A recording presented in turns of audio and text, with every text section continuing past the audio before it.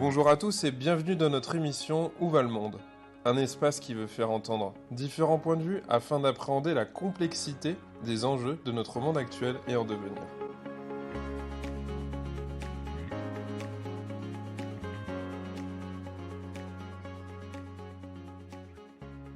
Delphine Chevalier, bonjour. Bonjour. On vous reçoit aujourd'hui pour l'émission Où va le monde? Pour commencer, je vais vous proposer de vous présenter. Écoutez, volontiers. Donc Delphine Chevalier, aujourd'hui je suis présidente donc, de Thalia Néomédia. Thalia Néomédia, c'est un cabinet de conseil et de formation spécialisé donc, en cybersécurité et qui s'adresse plus particulièrement aux managers, aux comités de direction. Voilà, après moi j'ai un parcours professionnel assez varié. Voilà, j'ai démarré dans l'audit et le conseil, j'ai fait pas mal de systèmes d'information. Et dans mes particularités, c'est qu'après j'ai basculé dans la fonction RH, donc j'ai eu des fonctions de direction des ressources humaines, j'ai beaucoup travaillé à l'international. Et je suis arrivée sur les sujets de cybersécurité, puisque je travaillais dans une organisation qui a été victime d'une grave cyberattaque, et donc j'ai tiré un bouquin. Et c'est comme ça, donc je suis arrivée à travailler sur les enjeux de cybersécurité pour les organisations. Parfait. Alors bon, donc aujourd'hui le thème est lancé, la cybersécurité. En 2021, il y a près d'une entreprise sur deux et une collectivité sur trois qui ont déclaré être victime d'une cyberattaque. Ça se multiplie, il y a différents objectifs. Il y a des demandes de rançon, il y a un plaisir de nuire peut-être, des attaques aveugles, des attaques de structures privées, des attaques de structures publiques, les hôpitaux. Les conseils départementaux en ce moment, dont j'entends beaucoup parler. Donc c'est plus un fantasme de film américain, finalement les cyberattaques. Il y a encore quelques années, j'ai l'impression qu'on regardait ça à la télévision avec un peu d'étonnement, et puis maintenant ça commence à toucher tout le monde finalement. 2 tiers des PME auraient été victimes de cyberattaques et déposeraient le bilan dans les 6 mois apparemment, c'est ce que j'ai pu lire. Est-ce que vous pourriez nous dire à quoi ça ressemble une cyberattaque sur une entreprise de taille moyenne, puisque la majorité des entreprises sont petites en France ou de taille moyenne. Donc là, on est en train de s'adresser à un auditoire assez large. On ne s'adresse pas aux plus grandes multinationales, mais aux entreprises lambda. Alors ça ressemble à quoi, une cyberattaque? Alors, je vais vous dire à quoi ça ressemble. Alors déjà, il n'y a pas de différence entre, je vais généraliser un acte de cybermalveillance sur une grande organisation ou une petite organisation. J'ai envie de dire, là, c'est un peu tout le monde, tout le monde dans le même bateau, et tout le monde a un petit peu même punition quand ça vous arrive. Alors bien entendu, les impacts vont être différents sur une grande ou sur une petite, mais globalement, c'est la même chose. Hein. Donc le premier message, c'est que tous dans le même bateau, petit ou grand, vous avez cité pas mal d'exemples aussi, secteur public, secteur privé. Pareil, c'est la même chose, c'est les mêmes types d'attaques sur, voilà, qu'on soit dans le public ou qu'on soit dans le privé. Et c'est aussi la même chose, quel que soit son secteur d'activité. Hein, donc là, déjà, ne pas croire aussi que parce qu'on est petit ou parce qu'on est dans un secteur qui est peut-être un peu moins sensible, on ne peut pas être victime de ce type d'acte de cybermalveillance. La deuxième chose, c'est alors à quoi ça ressemble. Les attaques les plus médiatisées, j'ai envie de dire, et celles dont on entend le plus parler, sachant que je vais tout de suite le dire, il y a aussi énormément d'attaques dont on n'entend pas parler. Il n'y a pas d'obligation pour les organisations de rendre public, des choses qui sont en train de changer en la matière. Mais aujourd'hui, vous n'êtes pas du tout obligé, si vous êtes victime d'un acte de cybermalveillance, si vous êtes une organisation, de le rendre public. En général, ça finit par se savoir, mais il y a des gens des organisations qui sont victimes d'actes de cybermalveillance, qui ne le disent pas et on n'est pas au courant. Donc ça, c'est ce que vous avez cité, c'est ce qu'on voit. Notamment le dénouement aussi, dont on ne parle pas. Ouais. Qui a payé Tout et à à fait. combien, parce qu'on ne veut pas encourager les autres. Tout à fait. J'imagine. Donc il y a toute une partie aussi déjà qui n'est pas forcément publique. Et donc après, les attaques les plus médiatisées, donc celles que l'on voit beaucoup dans les journaux, à la télévision, c'est l'attaque donc par ransomware. Donc ransomware voulant dire donc alors c'est un logiciel malveillant qui va être envoyé dans vos systèmes et derrière vous allez faire face à une demande de rançon. Hein. Donc ça c'est le principe du ransomware, donc qui commence par mettre dans vos systèmes donc un logiciel malveillant. Après, donc, vous chiffrez vos données. En général, c'est ce qui se passe. On vous chiffre vos données, donc vous ne pouvez plus accéder à rien. Et on vous dit que si vous payez une rançon, on vous délivrera le programme de déchiffrement qui va vous permettre de récupérer vos données. L'attaque qu'on a eue sur l'hôpital de Corbeil-Essonnes, qui est très récent, était de cette catégorie-là. Hein. Celles qu'on a sur les départements à l'heure actuelle aussi sont beaucoup dans ces catégories-là. Donc ça, c'est celles qu'on a beaucoup vues depuis plusieurs années qui sont effectivement les plus médiatiques. De plus en plus, on a des attaques qui sont aussi doubles, voire triples. Hein. On dit les doubles et voire les triples peines. C'est qu'on va vous chiffrer vos données, donc on va vous rançonner. Si vous ne payez pas, on vous menace de divulguer les données. Donc là, il y a d'autres conséquences pour votre organisation. Hein, c'est qu'effectivement, vous pouvez avoir la révélation, alors ça peut être de secrets d'affaires, de contrats, ou effectivement la diffusion sur le net d'un certain nombre de données sensibles qu'effectivement, en tant qu'organisation, on n'a pas envie de voir rendues publiques.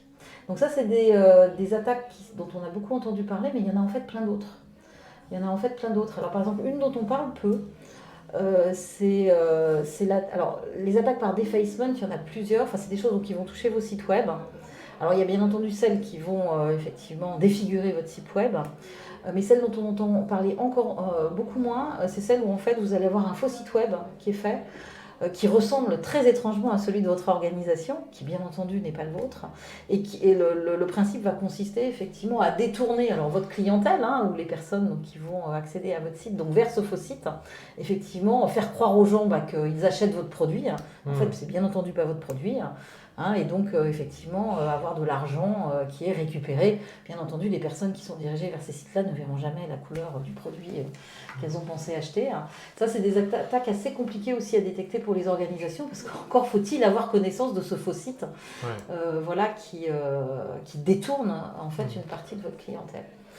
Il y a d'autres choses aussi dont on parle. Alors, on en a quand même un petit peu parlé ces derniers temps, c'est notamment l'attaque au président. Où en fait ce sont des appels qui sont faits donc beaucoup sur les services financiers et comptables avec des choses extrêmement sophistiquées puisque maintenant les cybercriminels utilisent toutes les techniques à leur disposition et même aussi ont une capacité à imiter les voix des dirigeants. Hein, et vont inciter les personnes, donc principalement celles qui ont le pouvoir de faire des virements bancaires et des paiements, donc de faire des paiements qui sont en fait frauduleux. Hein, voilà, donc ça c'est des appels, ça se passe beaucoup avec des choses. Il peut y avoir des confirmations par email aussi qui circulent. C'est toute la beauté de la technologie qui nous retombe dessus. Ça me fait penser au deepfake où on ne sait plus trop si c'est le président dit ce qu'il a dit ou si c'est une fausse vidéo. Tout à fait. Donc il y a d'autres choses, en fait, c'est le vol de données. Donc le vol de données, c'est assez insidieux parce qu'il y a évidemment le vol de données dont vous pouvez vous apercevoir, mais il y a aussi le vol de données dont vous ne vous apercevez pas forcément tout de suite. Hein, donc là, il y a notamment une organisation auquel c'est arrivé récemment. Et en fait, on en a parlé dans les médias, puisqu'en fait, il y a des personnes qui ont vu brusquement des prélèvements faits sur leur compte en banque, de petits montants, hein, mais bon, c'était 20-30 euros par-ci par-là. Et en fait, on s'est rendu compte que c'était des gens qui avaient tous travaillé pour la même organisation. Et donc, cette organisation, en fait, s'était fait voler toutes les coordonnées bancaires des personnes qui avaient travaillé pour elle, toutes les données donc, qui vont avec, les noms, les prénoms, etc. Et donc, ça avait été utilisé par des cybercriminels donc, pour faire des prélèvements bancaires non autorisés sur ces comptes. Et c'est vrai que le souci, c'est qu'on peut être amené à laisser nos données informatiques personnelles et se dire, bon, pourquoi pas. Mais la question, c'est est-ce que ces entreprises-là qui ont nos données sont bien au clair sur le fait qu'elles n'ont pas pu sécuriser à fond nos informations et que ça pourrait leur filer entre les doigts. Alors, on a en Europe un règlement qui est très strict dans la matière. En France, c'est même encore historiquement plus ancien, c'est la CNIL, donc, qui a été créée déjà il y a très longtemps, qui avait déjà organisé un certain nombre de choses en lien avec ce qu'on appelle les données personnelles. Au niveau européen, on a donc le fameux RGPD, Règlement général sur les données personnelles, qui oblige toutes les organisations à protéger effectivement les données personnelles qu'elles manipulent. Hein, donc là, il y a des vraies obligations de la part des organisations de respecter ça. Mais bien entendu, être victime de cybercriminels très organisés qui vont cibler, avoir des vraies stratégies pour aller voler ces données-là, je veux dire, ça n'empêche pas, j'ai envie de dire, les cybercriminels d'aller voler ce type de données. Par contre, les organisations, maintenant, ont une vraie obligation, donc quand elles s'en rendent compte, effectivement, de déclarer sous 72 heures le vol de ce type de données. Donc c'est vrai qu'en tant que client, ou aussi en tant que citoyen, effectivement, on laisse nos données personnelles, un peu par définition, parce qu'on n'a pas trop le choix non plus aujourd'hui. Donc on les confie à sa banque, à la sécurité sociale, aux impôts, ou voire sur un site de e-commerce. Toutes ces organisations ont l'obligation, effectivement, de respecter un certain nombre de choses pour empêcher le vol de données. Dans les banques, il y a des règlements extrêmement stricts. Les banques sont, bien entendu, j'ai envie de dire, ont des obligations réglementaires très très fortes en matière de protection de ce type de données. Vous avez dû le voir et en même temps, il y a des contre-exemples quand même, sans rentrer dans les détails, mais je peux avoir votre signature facilement en regardant simplement votre création d'entreprise qui traînera partout sur Internet, sur le site du Figaro, je crois, etc. Donc on se retrouve avec notre adresse personnelle, les coordonnées bancaires à trouver facilement, sans avoir besoin d'être un hacker, on trouve quand même assez facilement toutes ces infos. Je trouve quand même. Ah oui, non, mais on est complètement d'accord. Mais là où je voulais revenir, il y a un point qui est important, je voulais quand même le souligner parce que je pense qu'il peut passer sous les radars. Depuis tout à l'heure, on pourrait imaginer que toutes ces attaques, elles sont forcément ciblées, donc forcément ciblées sur des entreprises qui ont plein d'argent ou envers lesquelles on veut se venger. Mais il y a aussi toutes ces attaques aveugles qui peuvent toucher finalement n'importe quelle entreprise. Donc, ce que je voulais dire, c'est que pour les auditeurs qui nous entendent, ces attaques-là, elles ne sont pas forcément visées auprès d'une entreprise en particulier. Parce que je me dis qu'un chef d'entreprise pourrait se dire j'ai pas beaucoup d'argent, j'ai 2-3 employés, je suis à l'abri en fait. Moi je ne suis pas une grande entreprise, on ne va pas me piquer beaucoup d'argent. Mais il n'y a pas forcément d'entreprises qui sont visées très précisément, il y a différents types d'attaques. Alors, il y a effectivement différents types d'attaques. Et par rapport à ça, ce qu'il faut avoir, c'est qu'il faut se mettre à la place en fait des cybercriminels et comment finalement les cybercriminels voient ce monde numérique. Vous allez nous expliquer ça parce que justement je me demandais qui nous attaque, pourquoi on nous attaque, mais surtout aussi je me disais c'est des Français, c'est des étrangers, est-ce qu'on sait qui c'est moi j'ai toujours l'impression qu'on imagine les grands méchants russes ou américains, mais pas forcément. Alors racontez-nous tout ça. Alors je vais répondre à cette question. Donc avant effectivement répondre à ça, c'est comment effectivement les cybercriminels, enfin celles et ceux qui se lancent dans des activités cybercriminelles déjà voient votre organisation, votre entreprise. Pour eux, ils ne voient pas forcément un hôpital, ils voient des machines en fait. Ils voient des machines et ils voient des machines avec des vulnérabilités.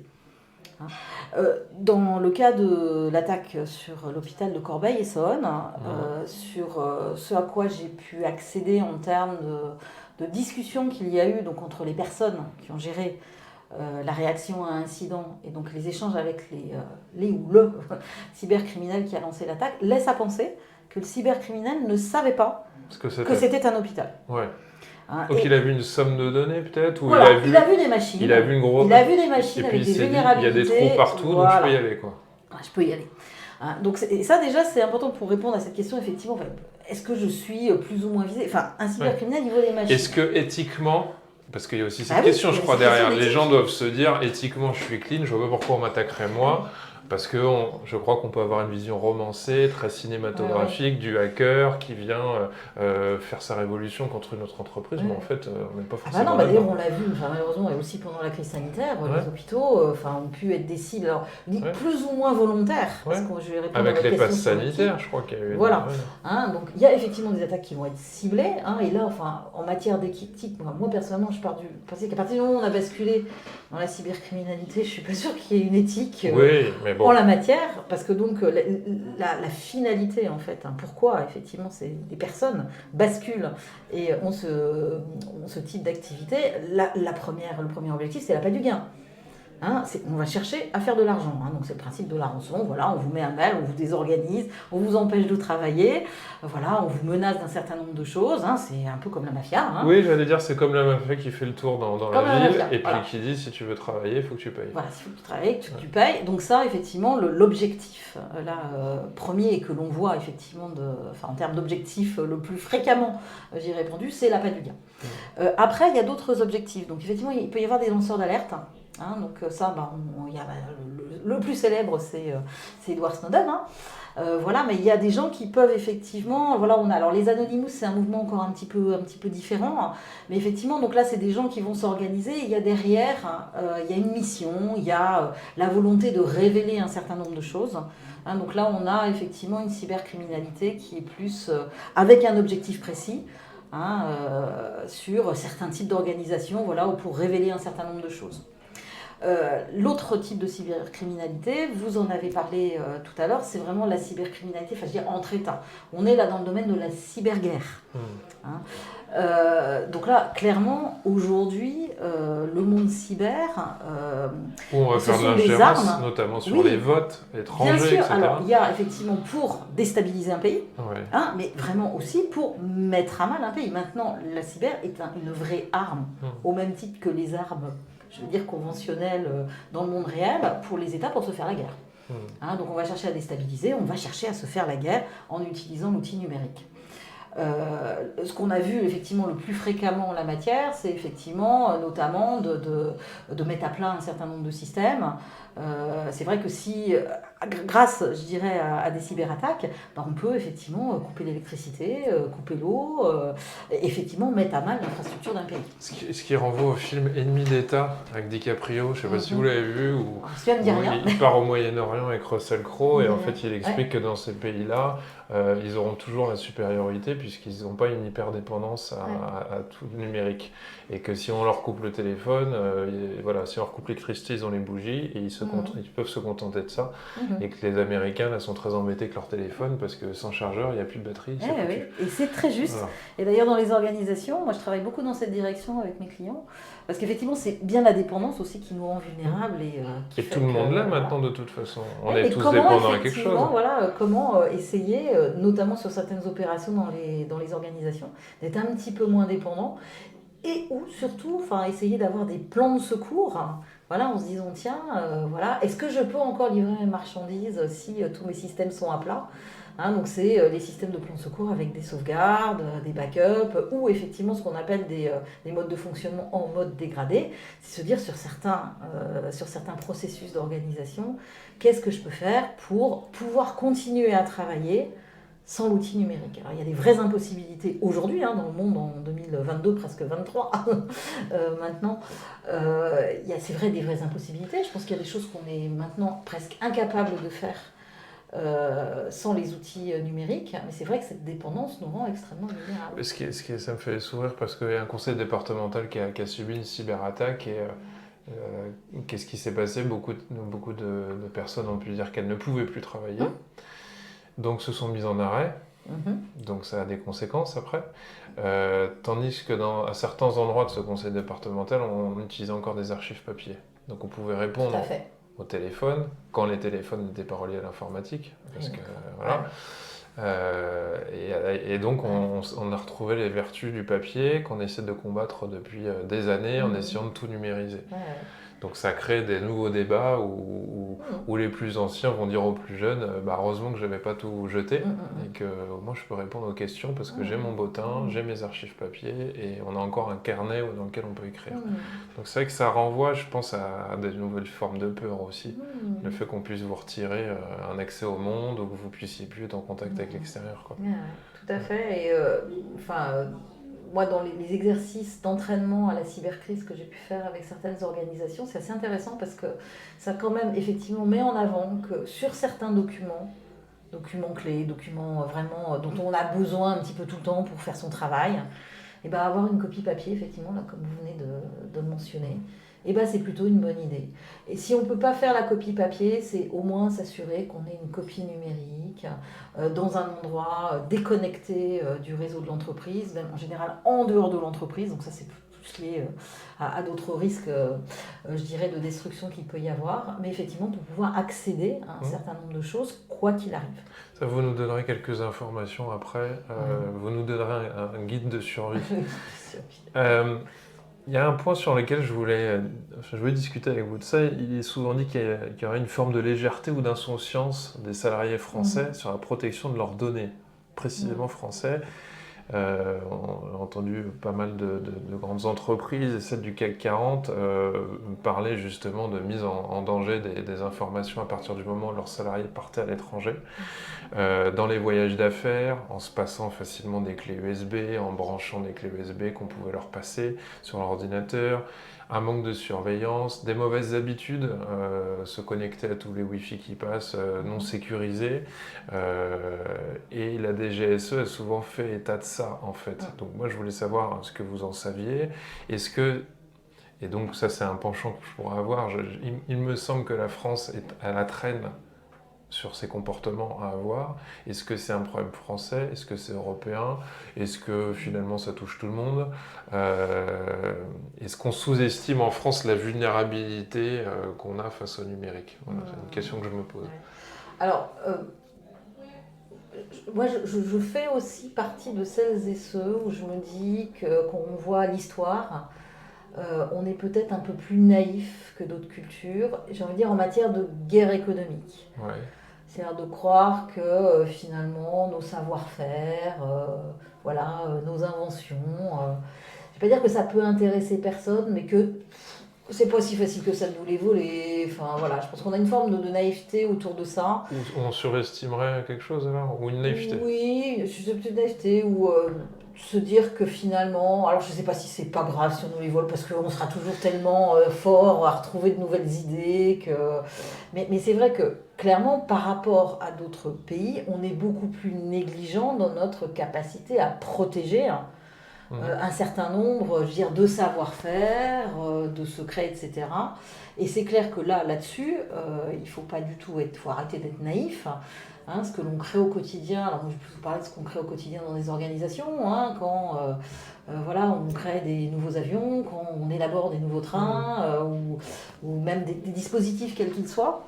Il faut arrêter d'être naïf, ça a une vraie valeur, ça a une vraie valeur, et on a clairement des nations qui vont être intéressées pour avoir accès, je dirais, à cette ingéniosité, on va dire, donc des brevets, des façons de fonctionner, et vont être tentés de venir nous les dérober.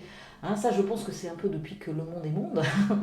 Et le monde numérique, c'est vrai, alors déjà dans le monde physique, moi j'ai pu échanger avec des gens qui ont partagé des choses avec moi, qui m'ont un petit peu sidérée, parce que d'abord ça commence dans le monde physique, on est d'accord, c'est est-ce que effectivement vos brevets, vos savoir-faire c'est dans un coffre-fort ou est-ce que c'est ouvert à tout vent dans un bureau où n'importe qui peut accéder, donc ça effectivement c'est des exemples que vous avez, de plans qui ont pu traîner sur des voilà exactement, mais on en a plein des exemples. Donc ça on est dans le monde physique. Chez Alstom par exemple, Perucci dans une interview parlait de ça et disait qu'il était très étonné par rapport à ça, et j'ai entendu plein d'histoires comme ça d'entrepreneurs qui m'expliquaient que mais on était dans l'ordre du cliché, c'est-à-dire les salariés partent à l'étranger, vont en boîte de nuit, se font draguer, et puis se retrouvent avec leur portable qui a été vidé. Qui a disparu, donc on se croirait en plein dans un film américain, tout à fait. mais aussi avec une telle naïveté française qu'on ne retrouverait pas chez les Américains, pas chez les Russes, ou pas chez les Israéliens.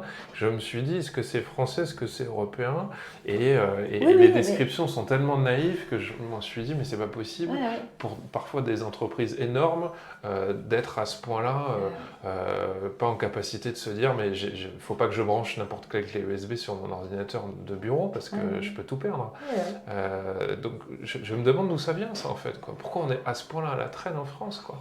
Ça, je me dis, est-ce que ça vient pas du fait, un côté un petit peu arrogant qu'on a peut-être dans notre capacité à inventer des choses, où on se dit peut-être, finalement, je dis c'est pas grave, de toute façon, on nous a piqué notre capacité à faire telle chose, on fera autre chose. Ou est-ce que c'est vraiment, une grande naïveté de ne pas voir que le monde le monde est comme ça, c'est-à-dire qu'il y a une forme aussi de cupidité sur ces choses-là. Alors est-ce que voilà, c'est vrai que c'est assez étrange, hein, pourquoi Il on nous ne manque protège peut-être pas un peu plus suffisamment nos d'attaques. savoir-faire? Voilà, d'ici Ouais. quelques années, quand on se sera fait attaquer de partout, peut-être que ça rentrera dans les mœurs. Alors, En fait. il y a aussi de toute façon quelque chose, c'est que je pense que dans notre culture et dans notre formation, c'est vrai qu'on est quand même un monde ouvert, hein, le monde des lumières, etc. Enfin, on est quand même un monde ouvert sur l'extérieur, donc je pense que ça influe dans notre culture. Effectivement, c'est la culture un peu du partage, du partage et de l'accueil qu'on a si on revient dans notre histoire par rapport à la Révolution française. Voilà, je pense qu'il y a des choses qui viennent de là,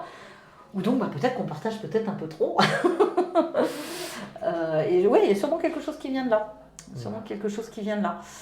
Et après, donc, sur les exemples que l'on a, là, que vous avez partagés avec moi, qui sont dans le monde physique, alors bien entendu, on les retrouve dans le monde numérique. Et j'ai envie de dire de façon même exacerbée. Parce qu'effectivement, déjà, si on n'a pas le réflexe du contrôle de badge, du contrôle de bureau, du contrôle de ce qu'on laisse sur la photocopieuse, alors évidemment, dans le monde numérique, on va faire la même chose à l'échelle du monde numérique.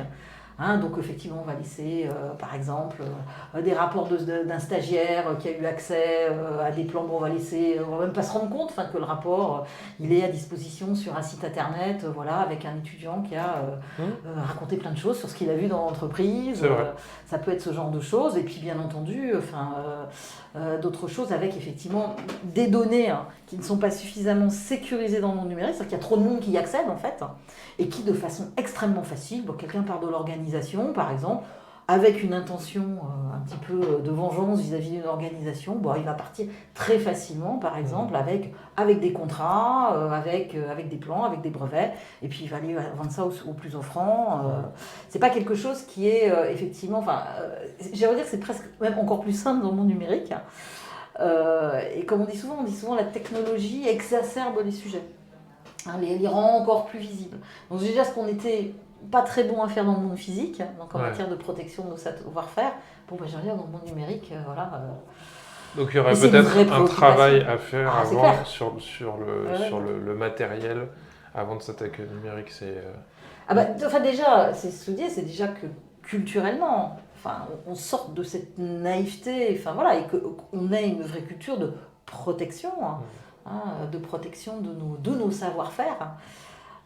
Et je pense que déjà ça commence par ça, par une vraie appréhension de la valeur que cela a, et puis du risque que l'on a effectivement à se le faire voler.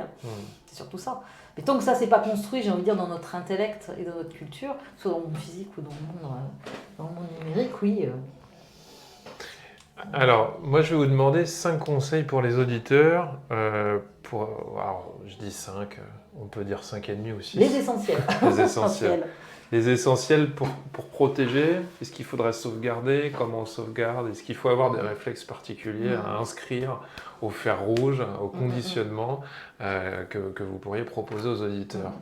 Alors, le premier que je vais donner, c'est, et c'est vrai que là, c'est combattre ce biais intellectuel, que parce que c'est virtuel, déjà, parce que c'est virtuel, c'est pas concret. Il suffit de regarder les chiffres sur le compte bancaire. Voilà. C'est virtuel, mais c'est concret quand même. Voilà, mais donc c'est vraiment très concret et ça peut amener des problèmes dans le monde physique. Ça, c'est la première chose. Et la deuxième chose, c'est arrêter de croire, alors ce qu'on nous a vendu, ce que les opérateurs du numérique nous vendent depuis des années, c'est que tout va bien dans le monde numérique, on n'a pas de souci à se faire, que tout est géré par plein de gens et qu'on n'a aucune raison de s'inquiéter. Non, et d'ailleurs vous avez donné plein d'exemples, nos données, par exemple nos données personnelles, etc., ça se trouve très facilement sur le net. Donc déjà combattre ça, se dire c'est quand effectivement je suis en interaction avec le monde numérique. Déjà, c'est un peu une jungle quand même. Vous êtes en train de me dire qu'en fait, il faut donner sa confiance, mais rester un peu parano. Voilà, c'est ça avec le bon niveau. Je vérifie. C'est tout à fait ça. Voilà. C'est se dire, non, c'est pas le monde des bisounours. Mais concrètement, parce que moi j'ai une idée de choses, mais dites-nous. Donc, déjà, effectivement, avoir un certain nombre de réflexes, c'est quand effectivement on me demande quelque chose, qu'on va me demander de mettre mon nom, mon prénom, mon email, mon numéro de téléphone. De vérifier quand on donne les informations. Te dire, tiens, c'est pas anodin. D'accord. C'est déjà, voilà. Donc, c'est déjà, et c'est vrai que c'est déjà une posture intellectuelle. Voilà, je suis en interaction avec un écran, avec un site internet, etc. Il se passe des choses, je donne des informations, c'est pas anodin. Donc c'est déjà en fait devenir un peu acteur de ça et se poser les bonnes questions. Donc ça, je pense que déjà c'est très important. voilà, de vérifier un certain nombre de choses. On vérifie l'adresse du site, on vérifie à qui on confie ces données, on vérifie si c'est suffisamment sécurisé. La sécurisation dans la transmission, il y a 2 choses qui sont importantes. Il y a effectivement ce petit cadenas, Le qui cadenas ou le confirme S, ouais. effectivement que le site, enfin on est sur un site qui est dit sécurisé. Il y a effectivement tout ce qui a trait au chiffrement des données, de s'assurer par exemple qu'on transmet ces informations bancaires, qu'on est bien sur des sites qui vont chiffrer les informations. Parce qu'en fait, quand ça circule sur l'Internet, en fait, ce qu'on ne réalise pas, c'est qu'en fait, c'est comme si on envoie une carte postale. La carte postale, par définition, tout le monde peut la lire. Sauf quand c'est chiffré, on la met dans l'enveloppe. Donc ça, voilà, ça c'est un petit peu des réflexes, je dirais déjà de base, qu'on va dire globalement on invite sur le monde numérique et on donne des informations à un tiers. Après, dans les bonnes pratiques d'hygiène, il y a bien entendu la sauvegarde. La sauvegarde de ces données, et plus particulièrement des données critiques pour votre activité. Ça veut dire quoi ça concrètement? Dites-nous, il faut un disque dur, un cloud? Oui, alors il y a une règle, c'est la règle du 3-2-1. Moi je veux du concret, de l'hyper concret. Alors, il y a une règle, la règle sur les sauvegardes, c'est 3-2-1. C'est-à-dire que sur donc une donnée, alors c'est une donnée, ça peut être un fichier, par exemple ça peut être votre CV, ça peut être une proposition pour un client. Donc sur un document ou une donnée, il faut que vous ayez au moins 3 copies de ce document, sachant que le document original compte dans les 3. D'accord. Et après, donc, vous allez avoir... Donc si j'ai le papier, c'est bien que j'ai deux numérisations, de PDF j'ai 2 autres copies quelque part. Accessibles. Voilà. Donc pas au même endroit. Voilà. Et donc, c'est dans 2 endroits différents, le 2 étant sur 2 endroits, enfin sur 2 supports différents, dont un est à minima à l'extérieur. Alors là, on est plus là pour des organisations qui vont être à l'extérieur de l'endroit où vous travaillez. En fait, vous êtes en train de dire si les locaux brûlent, ce serait bien qu'il y ait un disque dur ailleurs. C'est pour ça qu'il y en ait au moins une qui soit à l'extérieur. Donc 3-2-1, j'ai 3 copies sur au moins 2 supports différents. Donc j'ai mon disque dur, une clé USB, j'ai mon disque dur et un disque dur externe, une copie sur le cloud. Mais alors attention, le cloud n'est pas une sauvegarde, c'est une copie, ce que vous avez sur le cloud. Et aujourd'hui, on a des attaques aussi sur le cloud. Je veux dire, on peut aller vous chiffrer vos données sur le cloud. Attention, le cloud n'est pas une sauvegarde. C'est juste un moyen d'avoir une copie d'une information quelque part.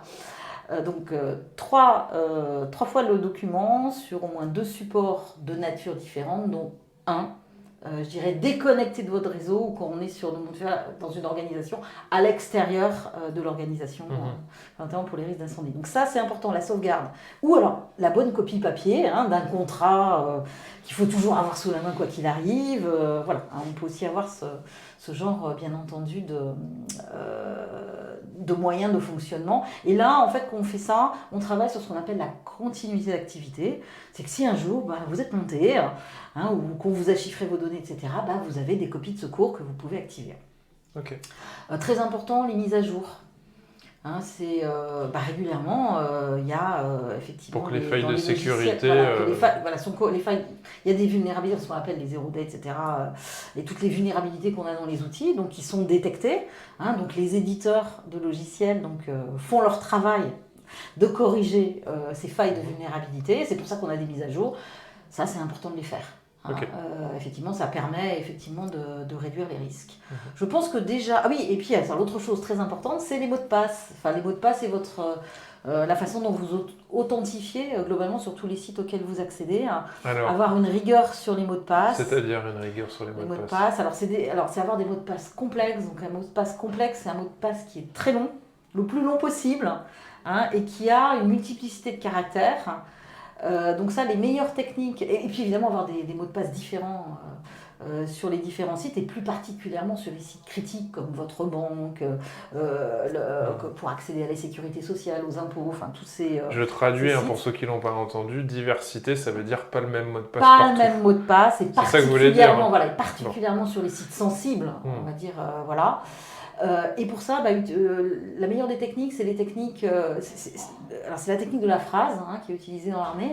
Donc la Bible, et on cite le verset. Voilà, alors moi j'aime bien utiliser les fables de La Fontaine. Ou les fables de La Fontaine. Voilà. Ok. Ou voilà, une histoire, une chanson. Et puis effectivement, après, vous avez votre moyen mémotechnique en D'accord. disant voilà, je vais prendre la première ou la deuxième lettre. Comme on faisait quand on apprenait les planètes du système solaire, on avait... Voilà, D'accord, ok. vous avez un moyen mémotechnique. Mm. Et puis après, donc, vous pouvez combiner avec un système de codification voilà, qui vous est propre. Donc ça, c'est à chacun de trouver. Là, je suis pas là pour vous faire l'exercice en entier. Non, mais c'est intéressant Mais parce que effectivement, il faut aller on dans est ce toujours chemin-là. embêté avec ces Parce que histoires de quand mots on de se passe. trouve son propre système de codage, donc ça, il vous est propre, notamment en utilisant la phrase, puis voilà, on rajoute des choses un petit peu plus compliquées, il n'y a que vous qui connaissez votre système de codage. Vous n'avez pas besoin de le noter, c'est vous qui l'avez inventé, enfin voilà, vous trouvez quelque chose qui vous correspond, vous n'avez pas besoin de le noter, ça vous permet effectivement de faire des mots de passe complexes, d'en avoir des différents sans avoir besoin de les noter, et donc de décourager un petit peu, oublions pas, les cybercriminels, alors maintenant c'est des vrais business, donc ils ont aussi un retour sur investissement, donc moins ils passent de temps donc sur une cible, mieux ils se portent. Donc il y a un rapport aussi en temps passé gain qu'ils calculent. Donc là, l'objectif que l'on va tous avoir, c'est de rendre la vie difficile à ces personnes-là. Plus on va essayer de les décourager, en fait. Donc si, effectivement, ils constatent que s'ils sont arrivés à choper un nouveau mot de passe, mais qu'effectivement, en le mettant sur plusieurs sites, ça ne marche pas parce que vous avez des mots de passe différents, ils vont peut-être un peu laisser tomber et aller voir une autre machine pour mener à bien leurs actions. Voilà. Merci pour tous ces conseils. Je vais vous poser une dernière question, c'est la question rituelle de l'émission. Ouais. Selon vous, Delphine Chevalier, où va le monde ? Où va le monde ? Alors, on voit bien que le monde y va dans de plus en plus de numérique, avec le métaverse, plein de choses, sur des avatars. Moi, je reste persuadée qu'on est à un moment alors je ne vais pas dire de rupture encore, mais à un moment d'évolution. On se rend compte que le monde numérique, c'est très bien. Et peut-être qu'en sortie aussi de crise sanitaire, avec tout ce qui nous est arrivé, les confinements, je pense qu'on est en train de tous se rendre compte de l'importance aussi de l'interaction dans le monde physique, de l'interaction avec les autres, au-delà des écrans. Donc où va le monde ? Moi je pense à quelque chose d'un peu hybride justement, avec peut-être une utilisation plus harmonieuse, avec des interactions plus harmonieuses avec le monde numérique. On va dire, moi je crois pas au tout numérique, je pense que l'être humain reste un être, un animal d'émotion, un animal qui a besoin aussi d'interaction avec les autres dans le monde physique. Donc alors je sais pas si c'est un vœu pieux, mais moi j'espère que le monde va dans quelque chose qui est hybride, où certes on aura du numérique, mais on aura aussi toute l'importance des interactions dans le monde physique. Delphine Chevalier, merci d'avoir répondu à nos questions. Merci Maximilien.